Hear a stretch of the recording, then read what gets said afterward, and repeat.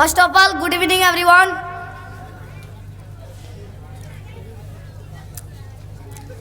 परमादरणीय निर्णायक मंडली के सदस्यगण, अतिथिगण एवं हमारे स्कूल के छोटे बड़े साथियों, सभी गुलबाग पब्लिक स्कूल के 8वें वार्षिक उत्सव में सभी का खैर मकदम पेश करते हुए आज का वाद विवाद का जो विषय है, एक देश एक चुनाव के विपक्ष में अपना विचार को लेकर प्रस्तुत हुआ हूँ।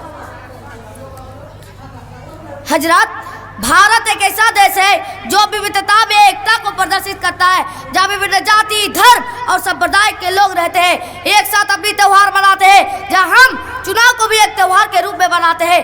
हजरत, जब हम चुनाव को एक त्योहार के रूप में बनाने की कोशिश करते हैं तो बिल्कुल इस प्रकार प्रदर्शित होता है कि होली, दिवाली, ईद और क्रिसमस जैसे त्योहारों को एक दिन, एक समय और एक दिन में समाप्त कर दिया जाए।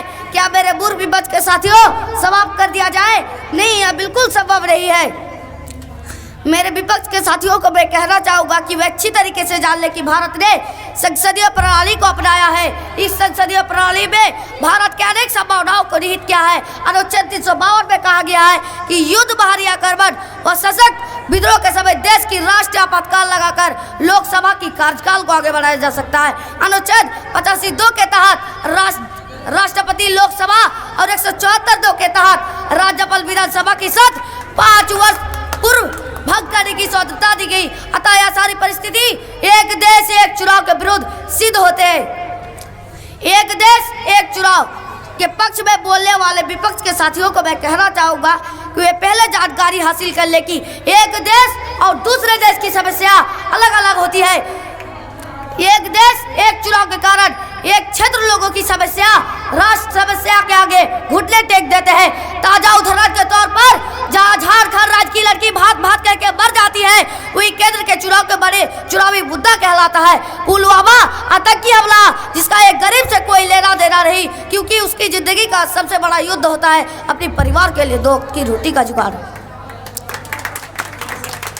एक देश एक चुनाव के पक्ष में बोलने वाले विपक्ष के साथियों को मैं इस निर्णायक मंडली के माध्यम से कहना चाहूँगा कि ये मेरे एक देश एक चुनाव के पक्ष में बोलने वाले विपक्ष के साथियों, एक देश एक चुनाव को गलत साबित करने के लिए मेरा सिर्फ एक तर्क ही काफ़ी है कि आज बीजेपी एकल बहुमत सिद्ध हो जाने के कारण देश की स्थिति यह है कि किए गए वादों को बड़े बेशर्मी से जुमला बता रहे हैं, जिसका विरोध करने वाला कोई नहीं है। अगर इसी तरह एक देश की विशेष सत्ता का कब्जा हो जाता है तो आप समझ सकते हैं उनकी गलत नीतियों की वजह से देश की क्या दुर्गति हो सकती है, उनकी सोच क्या हो सकती है। उनको मैं कविता के माध्यम से आप सभी के सामने पेश करने जा रहा हूँ। आप मूर्ख विपक्षी थोड़ा कान में डाले गए रुई को हटाकर सुनिएगा।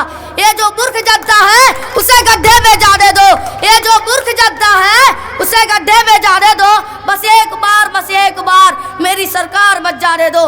मेरे भाषण के डंडे से ही भागेगा भूत गरीबी का, मेरे भाषण के डंडे से ही भागेगा भूत गरीबी का। बस एक बार मुझे प्रधानमंत्री तो बन जाने दो।